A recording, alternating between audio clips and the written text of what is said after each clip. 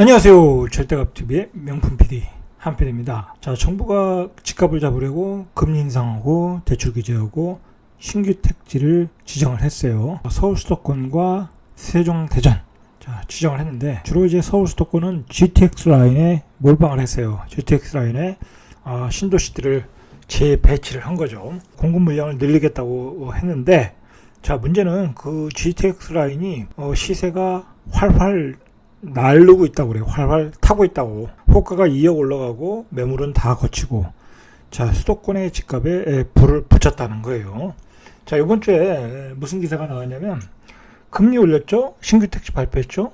근데 전국 아파트값 통계 작성 이래 최고 많이 뛰었다는 거예요. 자, 이제 이게 팩트라는 거예요. 이게 팩트. 좌파 정부에서 행하는 정책 때문에 집값은 이렇게 팔팔 날르고 있다. 여러분 그거 생각하셔야 돼요. 이제 우리가 이제 뭐 집값이 많이 올랐으니까 뭐 그동안 정책을 뭐 26개 7개 냈는데 집값이 폭등했으니까 우리가 이걸 알아야 될 것 같아요. 과연 지금 좌파 정부가 집값을 잡을 의지가 있느냐라는 거예요. 자, 저는 잡을 의지는 별로 없다. 겉으로는 있는 것 같지만 본능적으로는 별로 없는 것 같아요. 저는 그렇게 분명히 느꼈어요. 그렇게 집값이 올라가서 공시지가 올려놓고 세금을 때리는 게 어떤 정부의 목표이지, 집값을 잡으려면 이 사람들이 모르겠어요. 어떻게 잡아야 될지 다 알아요. 그래서 이제 공급 물량을 늘리겠다고 해서 신규 택지를 내놓는데, 자, 그건 집값을 잡는 그 공급 물량이 아니에요.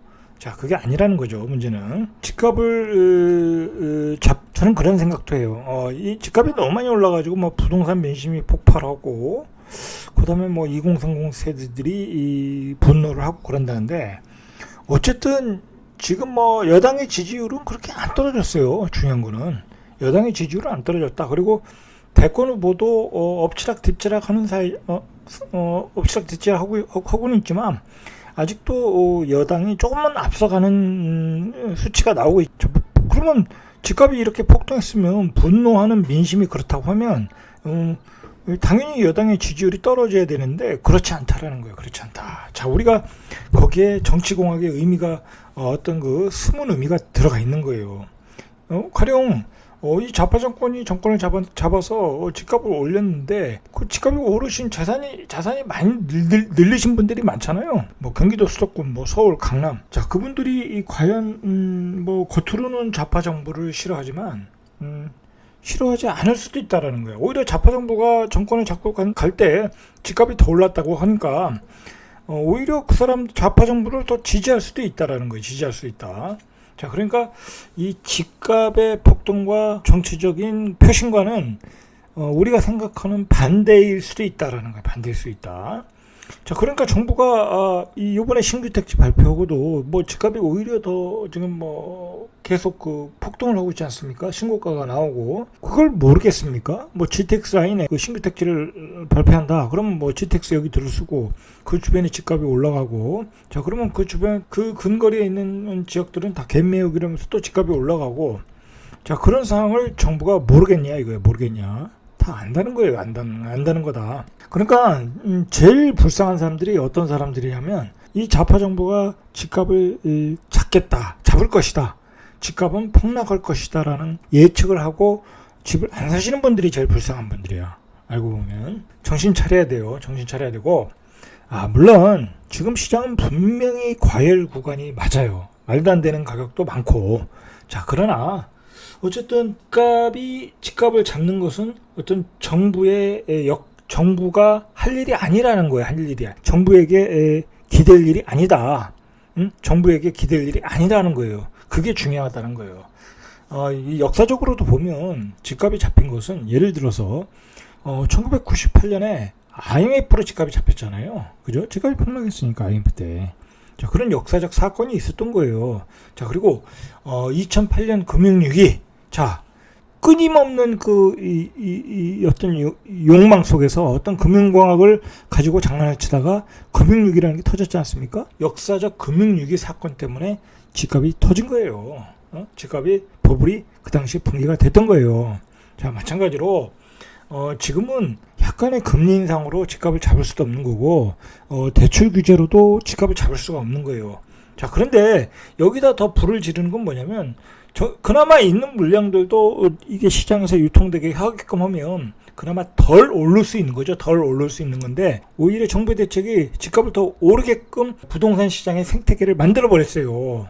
양도세 때문에 집을 팔지 못하게 유통 물량을 막아놨다라는 거죠. 그러면서 이 집값이 올라간다. 자, 이제 결론을 내리고 싶은 것은 뭐냐면 정부는 지금 좌파 정부는 모든 게 어떤 그 대선에 포커스를 맞추고 있는 거예요. 대선에서 표를 많이 얻을 수 있는 어떤 부동산의 정책, 자, 그런 것들을 내놓고 있는 거예요. 정부가 지금 뭐 청약 시스템, 청약 제도, 자, 그것을 한번 좀 만지작거리고 있다고 그래요. 이제 이제 더 이상 대책을 내놓을 게 없으니까 청약 제도를 바꿔야 되겠다라는 얘기가 있어요. 자, 근데 그것도 한계가 있겠죠. 지금은 무주택자 위주, 무주택 기간이 길으신 분들이 당첨 확률이 넘잖아요. 가산 점수가 높으니까. 예를 들어서 무주택자나 기주택자나 자, 똑같이 뭐 공평한 기회를 가진다. 그러면 또 무주택자들은 난리가 나겠죠. 자, 그러니까 청약제도도 수정화된 한계가 있다. 물론 이제 예를 들어서 유주택자들도 당첨 기회를 더 많이 줄 수 있는 제도가 나올 수 있어요. 뭐 그런 방법으로 나와야지 그나마 시장에 좀 숨통이 트일 수 있는데 뭐 그렇게 될지 안 될지는 두고 봐야 되겠죠. 지금 좌파 정부 입장에서는 지금 좌파 정부는 별로 집값을 잡을 생각이 없다. 모든 것은 대선의 포커스에 맞춰서 표심을 잡기 위해서 내놓는 정책이다라고 보셔야 돼요. 자, 그렇게 보시면 돼요. 그게 맞는 것 같아요. 이번에 광역도시철도 사업에 올해 1조 2천억 정도보다 한 6천억 정도 이상 1조 8,597억 원을 편성했다고 그래요. 이 광역도시철도에. 자, 그 중에 GTX에 내년에 2022년도에 6천억을 배정했다고 그래요. 그러니까 지금 좌파 정부가 경기도 수도권에는 어떤 그 택지 개발의 중심 교통수단은 바로 이제 GTX로 보고 GTX 부근에 집중 개발을 하겠다라는 거예요. 30일에 14만 가구의 신규 공공주택을 한 10곳을 추가로 발표했어요. 대략 이제 의왕, 군포, 안산, 봉담, 진안, 대전, 세종, 그리고 양주인가요? 또 있죠. 그리고 대체로 이제 논란이 되는 데가 바로 이제 의왕, 군포, 안산이에요. 자, 물론 이제 진안도 조금 문제가 있는데, 자, 이게 이제 GTX 라인이 됐다는 거죠. 그리고 지금 경기도 수도권을 지금 달구고 있다고 할까요? 그런 지역이라고 봐야 되는 거죠. 이 GTX 의왕역에 GTX가 서냐 안 서냐 설왕설래했죠. 지난번에는 이제 안 선다고 그래서 앞으로 정차를 하도록 추진하겠다고 했는데, 이번에 의왕역이 추가되는 바람에 자연스럽게 의왕역에는 GTX가 정차를 할 가능성이 높아졌다는 거죠. 물건이 동났다. 그리고 호가는 한 2억 정도 올라가서 한 12억 정도에 나오겠다라는 거예요. 자, 그리고 이게 보시면 의왕, 반월, 안산. 자, 이게 금정역에서 의왕 쪽으로 가는 게 수원까지 가는 거고, 금정역에서 또 하나의 그 GTX 노선을 지금 계획하고 있는 게 상록수역 아닙니까? 상록수역 확정된 건 아니고요, 예정이. 자, 근데 그 상록수역 그 다음에 있는 역이 바로 이 반월역이에요.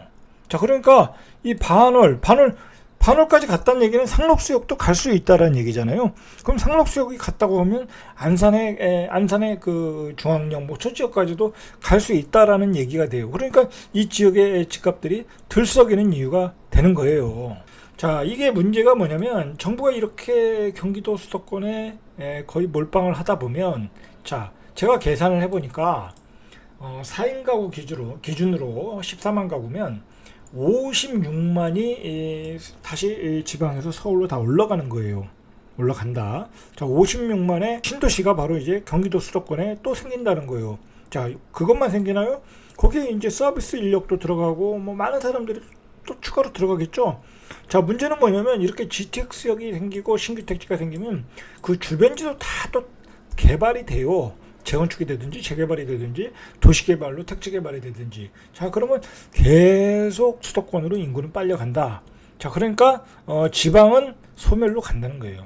야, 56만. 자, 60만의 도시가 하나 없어진다고 보는 거예요. 자, 그러니까 이게 우리가 그 좌파 정부에서는 좌파 정부가 추진했던 게 지역균형 발전이거든요. 그 지역균형 발전을 지금의 그 좌파 정부가 한 개 있냐? 한 개 있냐? 없다. 자, 한 개 있죠, 하나. 바로 세종 행복도시죠. 그 지역 균형 발전을 위해서 행정부도 내려왔고, 자, 입법부도 내려올 준비를 하고 있고, 자, 그거밖에 없다라는 거예요. 그거밖에 한 게 없다. 네. 어떻게 사실 지역 균형 발전이라는 게 인위적으로 또 할 수도 없는 거예요. 어느 도시에 기업을 내려가라 할 수도 없는 거고, 어느 도시에 어느 도시를 과학도시로 만들자 한다고 해서 기업들이 내려오는 것도 아니고, 인위적으로 할 수도 없는데, 그나마 할 수 있는 건 정부의 어떤 행정력을 발휘해서, 입법 기능을 발휘해서 국회가 내려오고, 그 정도밖에 할 수 없다. 자, 근데 그나마 그것도 이번에 임기 4년 기간에 거의 끝자락에 설계비를 집행할 수 있다. 세종시 의사당을 분원을 설립한다. 그 얘기밖에 안 나왔어요. 한 게 없다라는 거예요. 자, 그리고 제 기억으로는 한 2년은 된 것 같아요. 공공기관 2차 이전. 자, 그거 얘기가 있었어요. 서울에 있는 공공기관을 이전하겠다.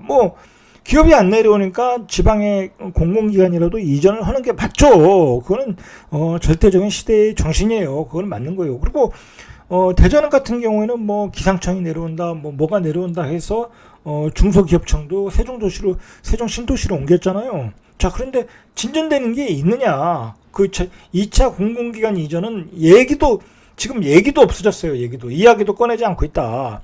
모르죠. 12월 돼서 또 대선 전에 또 표심을 얻기 위해서 또 꺼낼 수는 있어요. 근데 그 얘기는 싹 들어갔다라는 거예요. 싹 들어갔다. 무슨 이유인지 몰라도. 자, 지방 균형 발전은 허상이었다라는 거. 아무것도 한 일이 없다. 그렇다고 무슨 기업이 내려와서 지방에 크게 발전한 도시가 있는 것도 아니고, 말 그대로 이 좌파 정부에 전부 다 수도권에 몰렸잖아요. 평택에 반도체 공장지고, 청주의 하이닉스 공장도 용인 쪽으로 내려갔고, 청주 쪽으로 내려오지도 않았고, 구미도도 안 내려오고. 자, 그러니까 한 게 없다. 자, 이게 문제라는 거예요. 우리가 이런 사실을 좀 명확하게 알고, 그거에 대해서 우리가 분명히 국민의 어떤 그 의사를 표시할, 계속해서 이렇게 수도권에 많은 택지지구를 짓고 주택지를 이렇게 아파트를 많이 건설한다는 정부가 있었냐라는 거예요. 이렇게 되면 앞으로 10년 후에는 서울 수도권이 2,500만이 아니라 2,800만, 3,000만이 될 수 있다라는 거예요. 지방은 아무 성장 동력도 없는데 그나마 인구마저 다 빨아간다라는 거죠. 이번 주에 금리 인상해서 집값이 내려갈까 했는데 바로 또 정부가 이런 신규 대책 때문에, 신규 택지 지정 때문에 또 이 의왕역에서 또 불장이 됐어요. 자, 보시면 의왕, 군포, 안산지구는 서울 여의도 면적의 2배, 586만 제곱미터겠죠. 자, 여기에 4만 1,000가구를 짓는다고 그래요. 이 세 도시에, 의왕, 군포, 안산지구에. 자, 이 정도면 거의 신도시급이에요. 4인 가구 기준이면 4, 4, 16이잖아요. 자, 이렇게 되니까 바로 이 라인에 집들이 바로 이제 불난집에 기름을 부은 격으로 집값이 다시 오르고 있다는 거예요. 자, 이 신문 기사에 의하면 매물을 거둬들이고 의왕역 신설 확정 발표만을 기다리고 있다.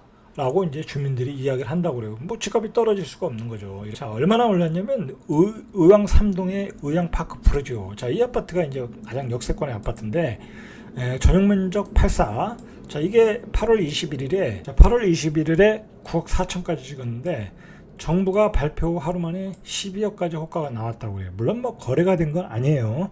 자, 주변의 군포도 그런 분위기, 안산도 그렇게 호가를 크게 올라가지고 나오고 있다. 이게 다른 지역도 문제예요. GTX A 정착역인 이제 동산역에서 한 4km 떨어져 있는 화성의 진안지구. 자, 여기도 이제 발표했잖아요. 자, 이게 진안지구도 동탄에 트램을 설치해서 동탄역의 접근성을 높인다고 하니까, 자, 이 지역은 집값이 비교적 쌌었어요. 시골이니까. 진안동 다란마을 GS 태안자이. 자, 전용 84가 8월 12일에 3억 7천만 원. 동탄역을 트램으로 연결한다. 그리고 여기에 신도시가 들어온다. 자, 그러니까 당연히 호가가 6억까지 올라갔겠죠. 자, 이렇게 해서 집값이 올라가고 있다. 자, 여러분, 이렇게 집값이 올라가는데 생각을 해보세요.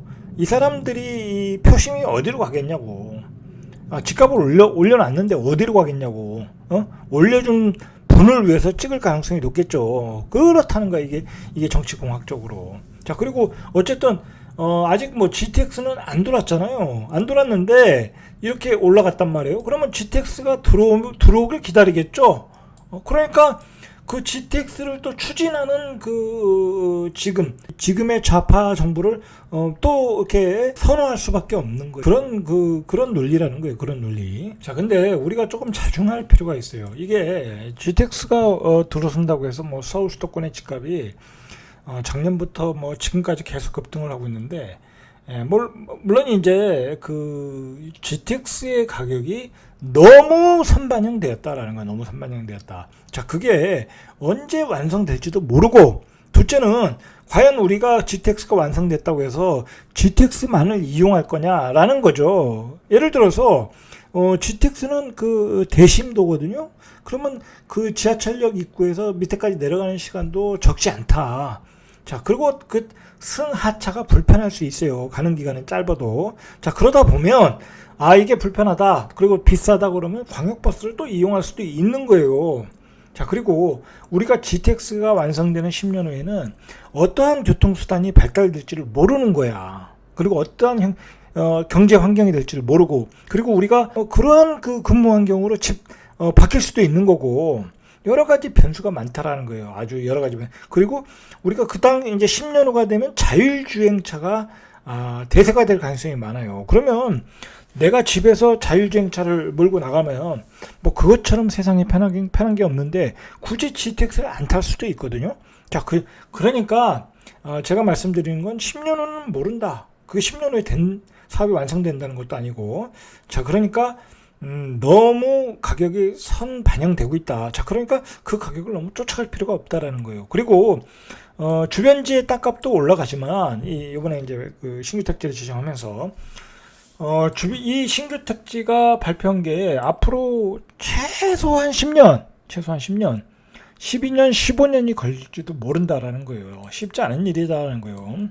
그리고 이 좌파 정부의 특징이 뭐냐면 너무 많은 공공택지를 발표해놓고 뭐 사실 추진되는 게 별로 없어요. 사실 이 좌파 정부가 추진하는 것은 사전 청약밖에 없어요. 뭐 공공재개발, 그 다음에 서울 도심에서 짓겠다고 하는 토지, 뭐 용산, 뭐 태릉, 뭐 과천, 뭐 되는 게 있습니까? 없다라는 거야. 없다. 자, 그리고 지금 뭐 그 3기 신도시도 뭐 제대로 보상이 협의가 되는 게 있겠습니까? 지금 너무 많은 무리하게 사전 청약을 하다 보니까 오히려 지금 헌법 소원에 하겠다는 주민들이 많아요. 자, 그 정도로 문제가 있다. 지금 급등하는 호가는 추격 매수하면 안 된다. 저는 그렇게 생각을 해요. 자, 주변 분위기에 업돼서 매수하면 화를 자초할 수 있다는 거 좀 자제를 할 필요가 있어요. 특히 20대, 30대들은 자제할 필요가 있어요, 지금은. 그리고 호재가 너무 먼 호재야. 그 호재는 시간이 지날수록 감소될 가능성이 높아요. 저 그때 사실한 얘기예요. 지금은 너무 많은 호가다. 너무 많이 호가가 올랐다. 안 그래도 작년부터 이 GTX는 집값의 뇌관인데 또 신규 택지를 지정을 하면서 GTX가 또 집값의 뇌관을 건드렸다라는 거예요. 지금 문제는. 자, 이게 이제 문제가 뭐냐면 이렇게 이제 GTX 신규 택지가 발표돼서 수도권 집값을 이게 의왕역 중심으로 군포 안산 집값이 이제 들썩이면 이 주변의 집값도 또 올라가요. 이 갯모여기가 아주 일상화가 됐다니까요. 일상화가. 자, 이렇게 수도권의 매각에 또 집값이 올라가면 상대적으로 또 수도권 서울의 집값이 더 싸 보이네. 강남의 집값이 싸 보이네. 이제 아까도 봤듯이 동안구 목련 아파트 131제곱미터가 15억에 15억, 16억이에요. 그러면 강남은 어떻게 생각하겠어요? 과천은 또 어떻게 생각하겠어요? 싸다고 생각하겠죠? 자, 그러니까 계속 시장을 불안정하게 만들 가능성이 있다라는 거예요. 자, 정부는 공급이 모자르니까 자꾸 공급 대책을 내놓는데, 자, 역효과를 확실하게 줬다, 요번에. 금리 인상 대출 규제하면서 집값을 잡겠다는 의지를 보여주다가 갑자기 GTX로 집값을 또 건드려 버렸어요. 이게 왜 그런지 모르겠어요, 이게. 자, 이게 사실은 그래요. 국토부에서 어떤 정책이 나올 때는 말 그대로 거기 이제 국토부 안에 뭐 여러 명의 이제 서기관들이 있지 않겠습니까? 그 서기관들이 나름대로 다 카드를 가지고 있겠죠. 어떤 집값을 잡기 위한 어떤 카드들을 다 가지고 있어요. 자, 그래서 그거를 이제 그 국토부 장관한테 보여줄 거 아니겠습니까? 제출할 거 아니겠습니까? 자, 거기서 채택되면 승진하는 거예요. 출세하는 거예요. 자, 그러니까 나름대로 보관들을 다 가지고 있는데, 자, 그게 어떤 그 통일성이 없는 거야. 어떤 사람은 저렇게 이제 GTX 라인에 신규 택지를 지정한다고 그러고, 어떤 사람은 또 뭐 재정부 쪽에 뭐 금융 쪽에 있는 사람은 이제 금리를 또 잡겠다고 그러고, 대출 억제하겠다고 그러고. 자, 요번에 금리 인상하고 대출 억제 때문에 2030 세대들이 아주 완전히 개피를 봤어요. 자, 그 사람들이 아주 분노를 하고 있어요. 당장 예를 들어서 계약을 쳐놨는데 전세자금 대출이 안 나오는데 그거 어떡하겠어요. 잔금을 쳐놨는데 집값 대출이 또 안 나오는데 난리가 났어요. 자, 이게 정부의 정책이 온탕과 냉탕을 왔다 갔다. 자기들도 정신이 없는 거야. 자기들도. 자, 그러시면 안 되는 거야, 안 되는 거. 자, 이렇게 되면 굉장히 그 위험한 상황에 좌파 여당이 빠질 수 있어요. 이 전략적으로도 제가 보기엔 실패를 하고 있는 것 같아요. 자, 어쨌든 너무나 수도권의 GTX를 가지고 이 좌파 정부가 몰빵을 하고 있다. 앞에서도 얘기했듯이 2차 공공기관 이전 얘기는 나오지도 않고 있다.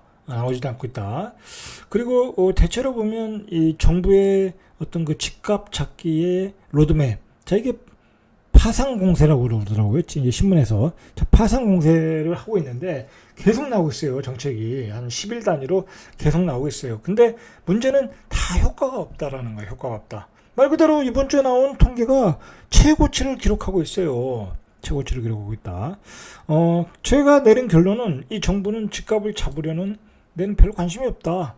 자, 그렇다면 우리가 어떻게 되겠습니까? 각자 알아서 살 길을 찾아야 돼요. 여러분, 이번에 사전 청약에 많이 기대를 했잖아요. 우리가 이번에 나왔잖아요. 사전 청약을 당첨할 수 가능한 그 통장 금액을 보니까 16년 동안 10만 원씩을 불입해야 된다는 거예요. 자, 16년을 불입하고 10년 뒤에 입주를 해. 그럼 26년이야. 그리고 10년 뒤에 전매 제한이 풀려서 팔릴 수 있어. 이제 아주 최장 기간은 10년 정도 가니까. 그러면 내가 집을 사서 내가 집을 살 계획을 짜서 집을 팔 수 있는 게 36년이다. 뭐 36년 뒤에 집을 팔면 그게 뭔 의미가 있겠어요. 그죠? 내가 36년을 살아있는지, 그때까지 살아있는지 그것도 알 수도 없는 거고, 그리고 36년 뒤에는 집값이 어떻게 될지도 모르고, 인구가 지금 인구 소멸 시대에 반토막이 날 수도 있고, 별 의미가 없다. 사전청약 같은 거는. 저는 그렇게 생각을 해요. 예? 그리고 가점이 높은 사람이, 뭐 만점에 가까운 사람이 왜 경기도 수도권에 그 아까운 통장을 쓰느냐. 이왕 쓰려면 서울 도심이나 강남에 써라. 그래서 아주 로또를 맞아라. 아니면 과천에 쓰든지. 자, 그런 거에 기대하지 마시고 이제 각자 살 길을 찾으셔야 돼. 응? 그렇게 찾으셔야지 좀 자리를 잡을 수 있고 남들보다 더 빨리 한 단계 발전할 수 있는 계기를 마련할 수 있어요. 자, 오늘은 여기까지. 이상 절대값TV의 명품 PD 한 PD였습니다.